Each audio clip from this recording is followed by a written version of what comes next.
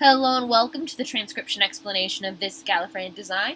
It was done using Loren Sherman's fan-made Gallifreyan script, which uses a combination of dots and lines on these 4 different stems to make our consonants, and vowels are these smaller circles, and they're a bit trickier. They can change their location depending on if they're enclosed within a consonant stem, or if they're just by themselves. If you have a consonant enclosed on a vowel enclosed on a consonant, you always read consonant first and then vowel. So as far as sentence structure and orientation goes, in Sherman's version of Gallifreyan, you contain a big thought or an idea within a sentence circle, which is a double line going around our sentence. And they can be broken, they can bend, and it's where you put punctuation if you have punctuation. So our sentence circles are these kind of thicker lines going around here on our 3 different names. And this works because the 3 names are their own 3 people. You read bottom counterclockwise typically, which is true for both words and phrases, except if you have an infinitely large circle.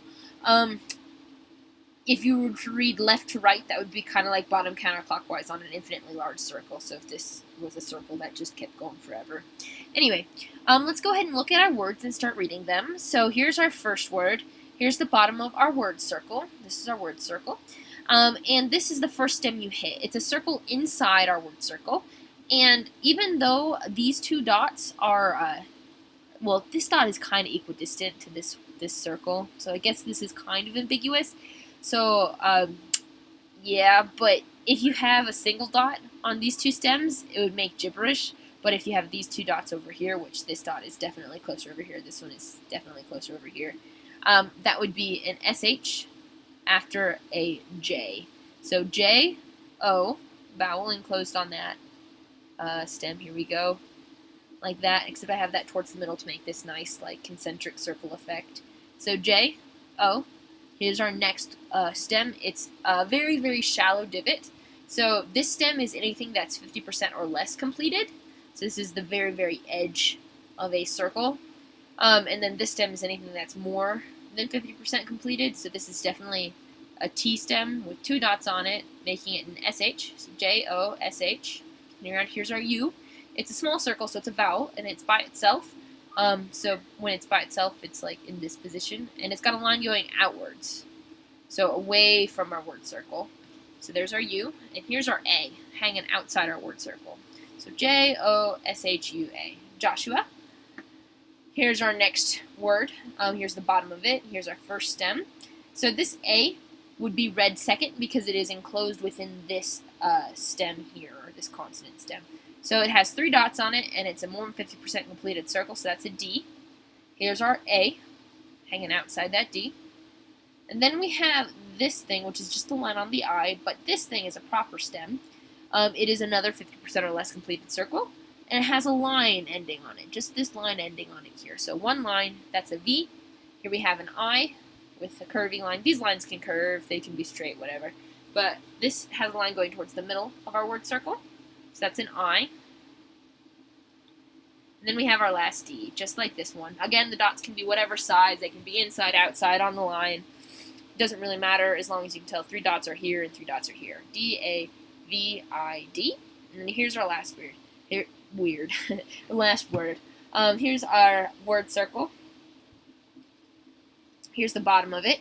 This is the first stem that crosses the bottom of the word circle. It is a 50% or less completed circle. And these 2 dots are closest to it, so they go here. So that's another SH. Here's an I, pretty typical, just like this, I. Here we have another arc, or shallow divot, with 3 dots, so that's an R. Then we have an L, so this would be read here, then the E would be read after. So unlike this, A being enclosed in that D, even though this is kind of in line with it, though this is really here on our word circle because it's closest here. This is read after because an enclosed E would be in the middle of that J stem. So this is an R.